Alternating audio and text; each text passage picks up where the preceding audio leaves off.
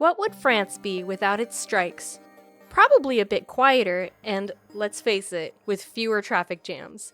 But then, it wouldn't be the France we all know and love, right? So fasten your seatbelts as I attempt the impossible, making you fall in love or at least have a chuckle over French strikes. Join me as I unveil 6 astonishing, perhaps even hilarious, facts about France's favorite pastime. And why 6? Because in France, even the number of facts you choose is a reason to debate.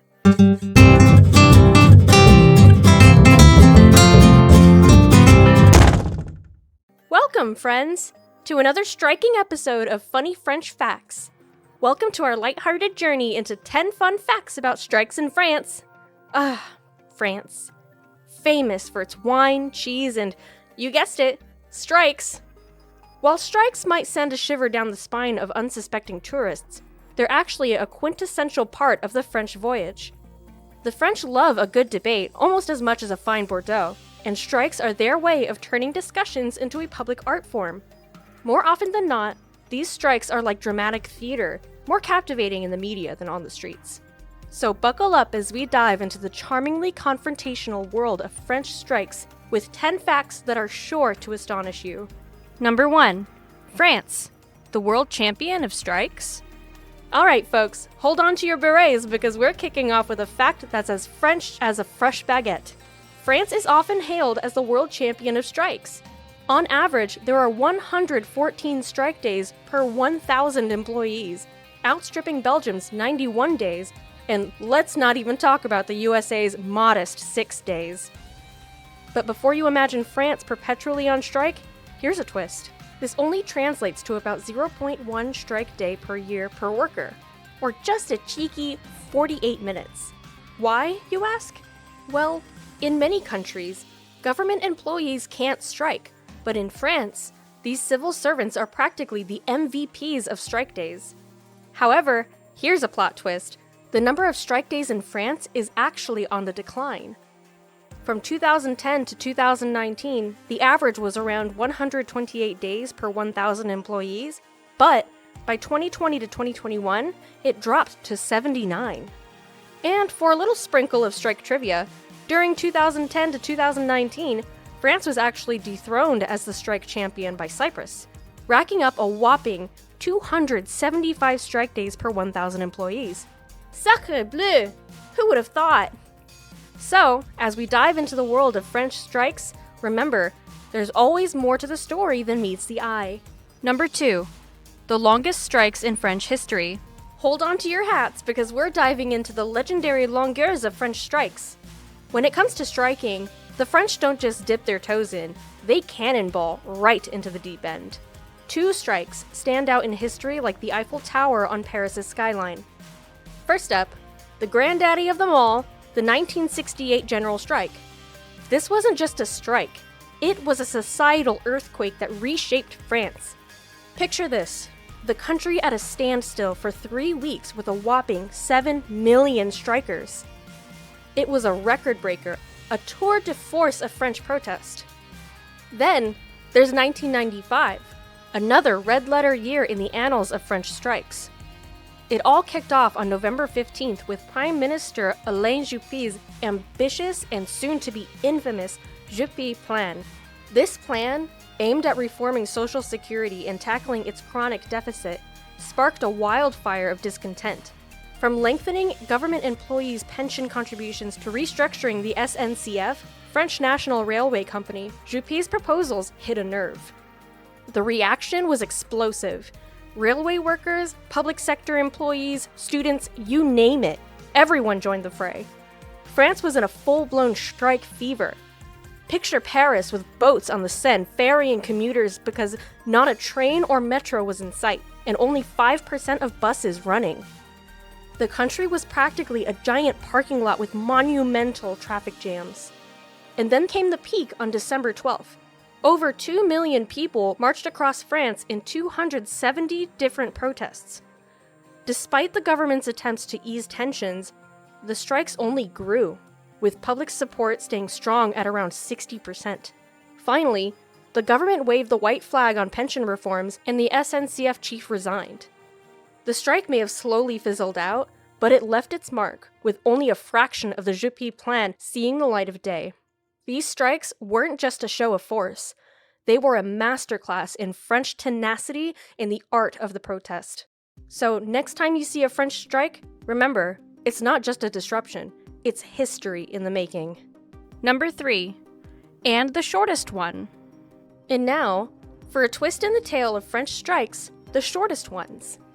When it comes to striking, some French workers have turned it into a crafty art form. There's this sly tactic used in certain companies. If a work sabotage is less than 1 hour, it's not officially considered a strike, and the employee gets paid as usual. Voila! The birth of the 59-minute strike. These mini strikes have been popping up like croissants in a bakery. It's a clever move. The impact is almost the same, but the worker doesn't lose a day's pay. And in transport, ooh la la! Timing these 59 minutes during rush hour? Maximum impact with minimal loss. Purely Machiavellian. Then there's débrayage, a sort of strike light. Workers keep working, but in a slow, lackluster way, causing just enough inconvenience to be noticed. It's like a snail race in the workplace. However, a recent twist in the plot, these sneaky methods are now on the downswing. Judges have ruled that a strike must involve a total work stoppage, meaning no pay, so these clever tactics are becoming rarer. But let's give credit where credit is due. When it comes to social confrontation, the French are nothing short of maestros. Number 4, student strikes. Now, I don't know about your country, but in France, students don't just study, they strike. And boy, do they embrace it, often blockading high schools and universities with the gusto of a seasoned revolutionary. The fascinating part? If you casually ask these young Che Guevaras why they're striking, more often than not, the answer is refreshingly honest: to skip class. The timeless tactics of youth. While these strikes sometimes align with the broader social or political causes, let's face it, a day off from lectures and exams is a pretty sweet deal. So, next time you hear about French students barricading their schools, remember, it's not just about lofty ideals. Sometimes, it's just the French way of saying, let's take a break. Classic French student strikes, where the spirit of revolution meets the universal desire for a day in bed. Ah, la jeunesse indeed. Number 5, medieval strike. Time for a history lesson with a twist. Did you know that strikes in France are older than the Louvre? Let's time travel to the summer of 1272. Picture this. Hugh III, the king of Cyprus and Jerusalem, is in a royal pickle. His Cypriot barons are giving him the medieval cold shoulder. Why? They're refusing to perform their service d'ost. That's fancy for joining the king in war.